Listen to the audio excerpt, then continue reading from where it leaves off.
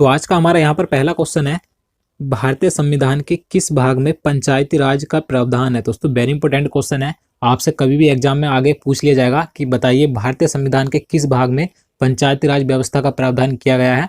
तो आपको ध्यान रखना है भाग 9 में, तो ये काफी इंपॉर्टेंट है। और अगर हम बात करें कि किस अनुच्छेद में पंचायती राज व्यवस्था को रखा गया है, किस अनुच्छेद के अनुसार, तो आपको ध्यान रखना है अनुच्छेद 243। और दोस्तों अगर हम बात करें कि किस अनुसूची में रखा गया है पंचायती राज व्यवस्था को, तो आपको ध्यान रखना है अनुसूची 11 में। तो ये तीनों काफी इंपॉर्टेंट है, भाग 9 और अनुसूची 11 और अनुच्छेद 243। तो आप इन तीनों को जरूर याद रखिएगा, क्योंकि यहाँ से भी क्वेश्चन आगे आपसे कभी भी पूछ लिया जाएगा। तो चलिए आगे देखते हैं। और अगर हम बात करें कि ग्राम पंचायत का गठन, यहाँ पर ग्राम पंचायत का गठन आप सभी जानते होंगे ग्राम पंचायत के बारे में, जो गांवों में गांव का प्रधान या सरपंच होता है। तो ग्राम पंचायत का गठन किस भाग के अनुसार, किस भाग में प्रावधान किया गया है ग्राम पंचायत के गठन का, तो आपको ध्यान रखना है भाग 4 में। और अगर हम बात करें कि ग्राम पंचायत के का गठन किस अनुच्छेद के अनुसार किया जाता है, तो अनुच्छेद 40 के अनुसार ग्राम पंचायत का गठन किया जाता है। तो चलिए आगे देखते हैं। तो नेक्स्ट क्वेश्चन है, 73वां संविधान संशोधन किससे संबंधित है। दोस्तों वेरी इंपॉर्टेंट है ये 73वां संविधान संशोधन। तो ये पंचायती राज व्यवस्था यानी कि पंचायती राज प्रणाली से संबंधित है। और मैं आपको बता दूं, अगर आपसे कभी भी एग्जाम में पूछे जाए कि बताइए कि किस संविधान संशोधन के द्वारा पंचायती राज व्यवस्था को भारतीय संविधान में जोड़ा गया था, तो आपको ध्यान रखना है 73वें संविधान संशोधन के द्वारा जोड़ा गया था। और अगर हम बात करें कि 73वां संविधान संशोधन कब किया गया था, तो आपको ध्यान रखना है 1992 में किया गया था। तो ये काफी महत्वपूर्ण है, आपसे ध्यान रखिएगा।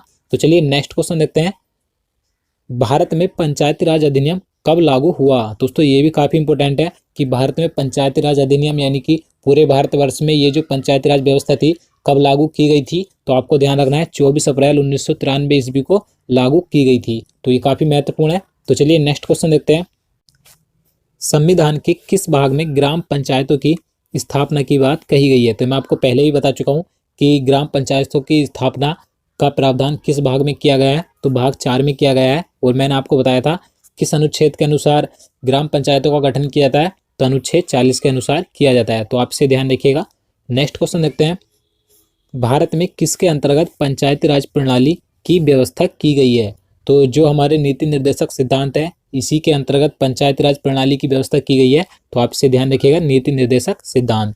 तो नेक्स्ट क्वेश्चन देखते हैं, पंचायती राज क्या प्रदान करता है। तो दोस्तों ये हमें स्थानीय स्तर पर लोकतांत्रिक प्रशासन प्रदान करता है। तो आपसे भी ध्यान रखिएगा।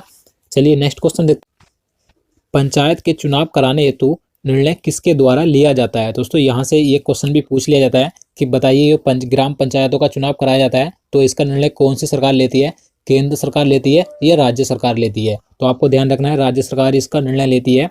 और अगर हम बात करें कि यहाँ से एक क्वेश्चन और पूछ लिया जाता है, जैसे कि आपसे पूछा जाए कि बताइए पंचायती राज व्यवस्था किस सूची का विषय है, तो आपको ध्यान रखना है पंचायती राज व्यवस्था राज्य सूची का ही विषय है। तो ये काफी महत्वपूर्ण, आपसे ध्यान रखिएगा राज्य सूची का विषय है पंचायत राज व्यवस्था। तो चलिए नेक्स्ट क्वेश्चन देखते हैं, पंचायती राज का मुख्य उद्देश्य क्या है। दोस्तों पंचायती राज व्यवस्था का मुख्य उद्देश्य क्या होता है, जनता को विकास मूलक प्रशासन में भागीदारी योग्य बनाना। तो आपसे ध्यान रखिए।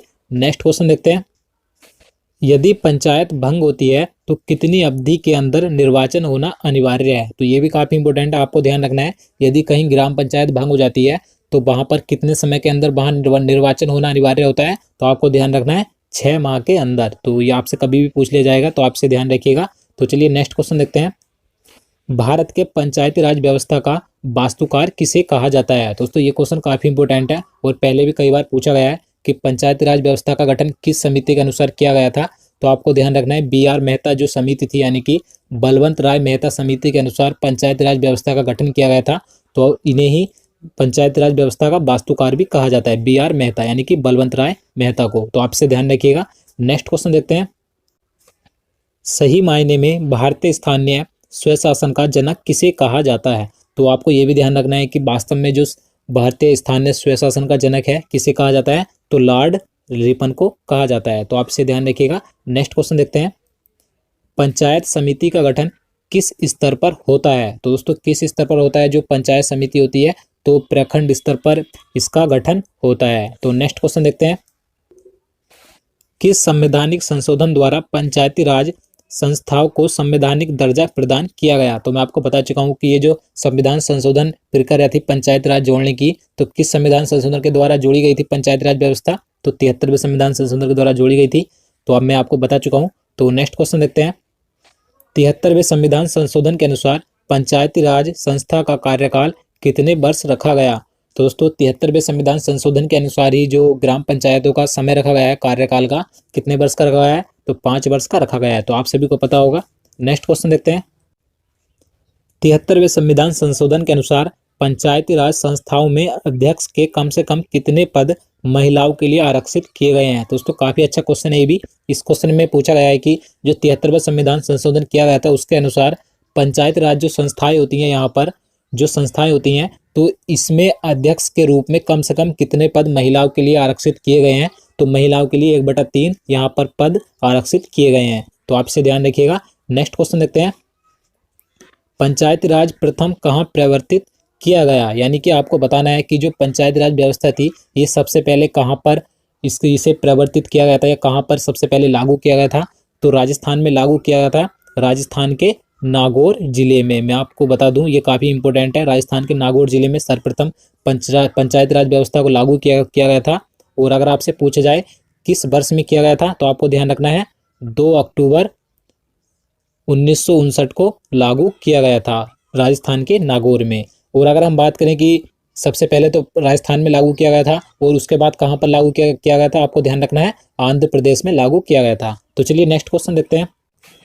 भारत में सबसे पहले राजस्थान में पंचायती राज की स्थापना कब हुई। तो मैं आपको बता चुका हूँ 2 अक्टूबर 1959 को की गई थी।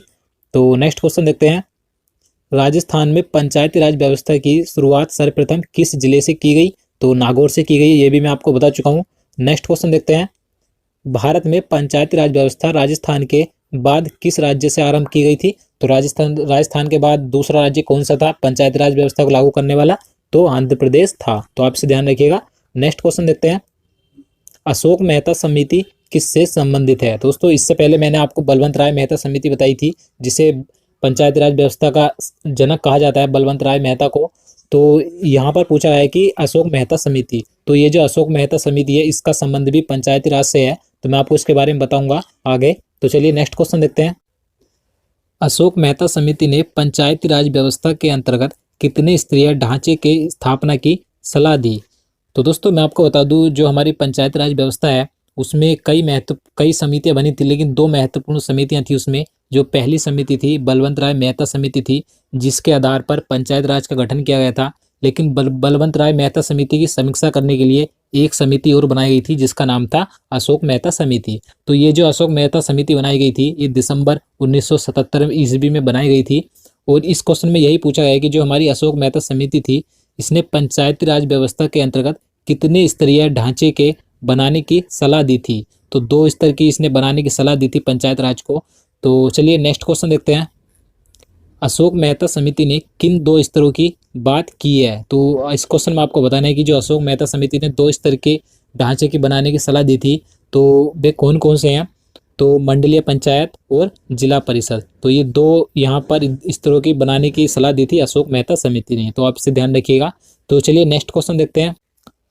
1977 में पंचायती राज व्यवस्था की समीक्षा के लिए गठित समिति की अध्यक्षता किसने की थी। तो अशोक मेहता ने की थी। तो मैं आपको पहले बता चुका हूँ। और इन्हीं के नाम पर जो समिति बनाई गई थी अशोक मेहता समिति बनाई गई थी। नेक्स्ट क्वेश्चन देखते हैं। पंचायती राज संस्थाओं के उच्चतम स्तर पर कौन होता है। इस क्वेश्चन में आपको बताना है जो पंचायती राज संस्थाएं होती हैं वो 3 प्रकार की होती है। 3 स्तरीय कौन कौन सी होती है, ग्राम पंचायत और मंडलीय पंचायत, उसके बाद होती है जिला परिषद। तो सबसे उच्चतम यानी कि ऊपर की जो स्तर होता है कौन सा होता है, जिला परिषद होता है। तो आप इसे ध्यान रखिएगा। नेक्स्ट क्वेश्चन देखते हैं। पंचायती राज संस्थाओं के निम्नतर स्तर पर कौन होता है। तो इस क्वेश्चन में आपको सबसे नीचे की वो बताना है स्तर कौन सा होता है। तो ग्राम सभा यानी कि ग्राम पंचायत होती है। और सबसे ऊपरी कौन सी होती है, जिला परिषद होती है। मैं आपको बता चुका हूँ। नेक्स्ट क्वेश्चन देखते हैं। ग्राम पंचायत का निर्वाचन कराना किस पर निर्भर करता है। तो ये क्वेश्चन भी आपको मैं पहले बता चुका हूँ। राज्य सरकार ग्राम पंचायत का निर्वाचन कराती है। उसके बाद अगला क्वेश्चन देखते हैं। पंचायती राज की आधारशिला क्या है। दोस्तों ये काफ़ी महत्वपूर्ण है। कभी कभी एग्जाम में पूछ लेता है कि पंचायती राज की आधारशिला क्या है। तो ग्राम सभा ही पंचायती राज की आधारशिला है।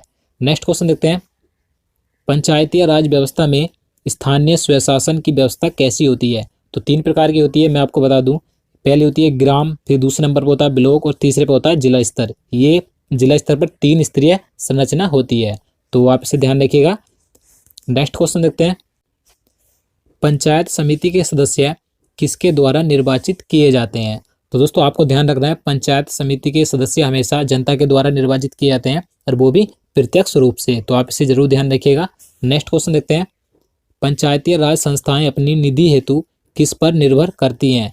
तो इस क्वेश्चन में पूछा है जो पंचायती राज संस्थाएं होती है, मैं आपको बता चुका हूँ 3 होती हैं। पहली होती है ग्राम यानी ग्राम पंचायत, दूसरी होता है ब्लॉक यानी कि मंडलीय पंचायत, उसके बाद होता है हमारा जिला परिषद। तो ये 3 जो संस्थाएं होती हैं ये अपनी निधि हेतु किस पर निर्भर करती हैं? तो सरकार द्वारा दिए जाने वाले अनुदान पर ही निर्भर करती हैं। चलिए नेक्स्ट क्वेश्चन देखते हैं, ग्राम पंचायतों की आय का स्रोत क्या होता है? दोस्तों आपको ध्यान रखना है, जो ग्राम पंचायत होती है उनका आय का स्रोत क्या होता है?